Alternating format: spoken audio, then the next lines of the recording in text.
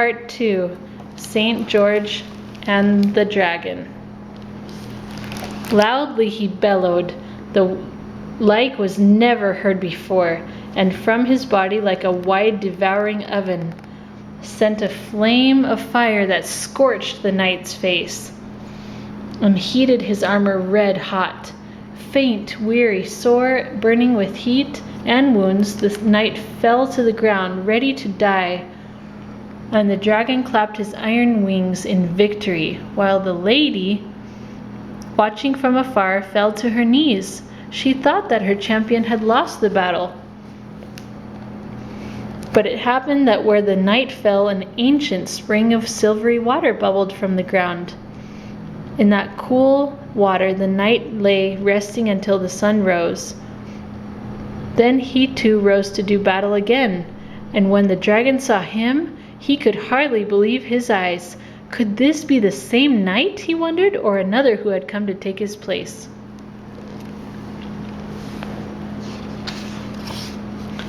The knight brandished his bright blade, and it seemed sharper than ever, his hands even stronger. He smote the crested head with a blow so mighty that the dragon reared up like 100 raging lions. His long, stinging tail threw down high trees and tore rocks to pieces. Lashing forward, it pierced the knight's shield, and its point stuck fast in his shoulder. He tried to free himself from that barbed sting, but when he saw that his struggles were in vain, he raised his fighting sword and struck a blow that cut off the end of the dragon's tail. Heart cannot think what outrage and what cries, with black smoke and flashing fire, the beast threw forth, turning the whole world to darkness. Gathering himself up, wild for revenge, he fiercely fell upon the sun-bright shield and gripped it fast with his paws. 3 times the knight tried and failed to put the shield free. Then, laying about him with his trusty sword, he struck so many blows that fire flew from the dragon's coat like sparks from an anvil, and the beast raised one paw to defend himself. Striking with might and main, the knight severed the other paw, which still clung to the shield.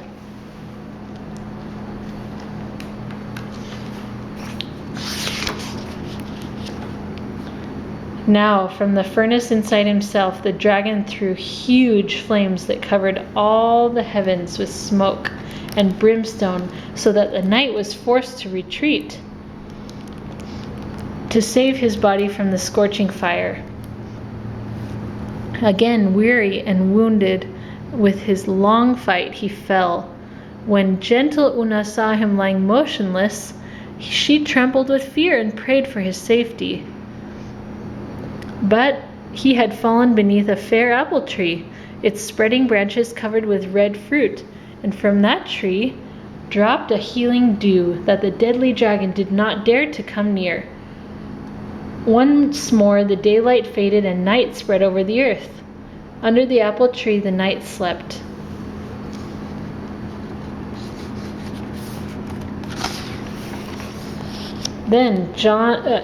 Then dawn chased away the dark. A lark mounted up to heaven, and up rose the brave knight with all his hurts and wounds healed, ready to fight again. When the dragon saw him, he began to be afraid. Still he rushed upon the knight, mouth gaping wide to swallow him whole, and the knight's bright weapon, taking advantage of that open jaw, ran it through with such strength that the dragon fell dead, breathing his last in smoke and cloud. Like a mountain he fell and lay still. The knight himself trembled to see that fall, and his dear lady did not dare to come near to thank her faithful knight until she saw that the dragon would stir no more. Now our ship comes into port. Furl the sails and drop anchor, safe from storm. Una is at her journey's end.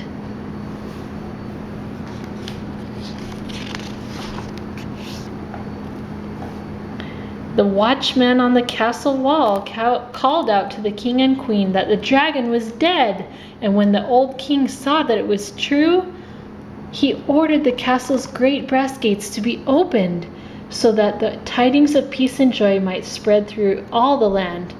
Trumpets sounded the news that the great beast had fallen.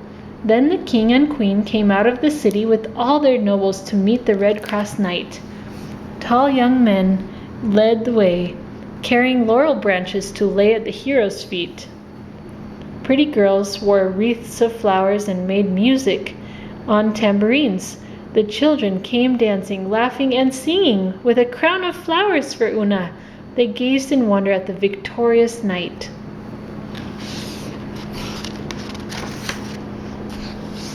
But when the people saw where the dead dragon lay, they dared not come near to touch him. Some ran away. Some pretended not to be afraid. One said the dragon might still be alive. One said he saw fire in the eyes. Another said the eyes were moving. When a foolish child ran forward to touch the dragon's claws, his mother scolded him. "How can I tell?" she said. "Those claws might scratch my son or tear his tender hand."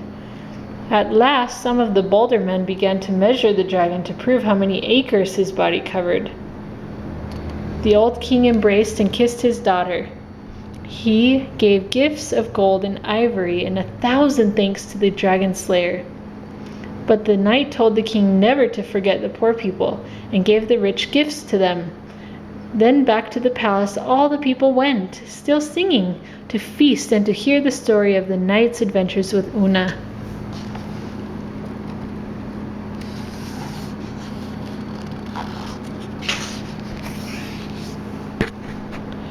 When the tale ended, the king said, "Never did living man sail through such a sea of deadly dangers. Since you are now safely come to shore, stay here and live happily ever after. You have earned your rest." But the brave knight answered, "No, my lord. I have sworn to give knight service to the fairy queen for 6 years. Until then, I cannot rest." The king said, "I have promised that the dragon slayer should have Una for his wife and be king after me. If you love each other, my daughter is yours now. My kingdom shall be yours when you have done your service for the fairy queen and returned to us." Then he called Una, who came no longer wearing her black cloak and her veil, but dressed in a lily-white gown that shimmered like silver. Never had the knight seen her so beautiful.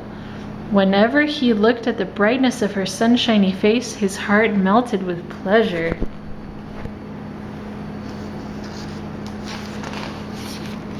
So Una and the red-crossed knight were married and lived together joyfully. But the knight did not forget his promise to serve the fairy queen. And when she called him into service, off he rode on brave adventures until at last he earned his name, St. George of Merry England. That is how it is when jolly sailors come into a quiet harbor. They unload their cargo, mend ship, and take on fresh supplies. Then away they sail on another long voyage, while we are left on shore, waving goodbye and wishing them Godspeed. The end.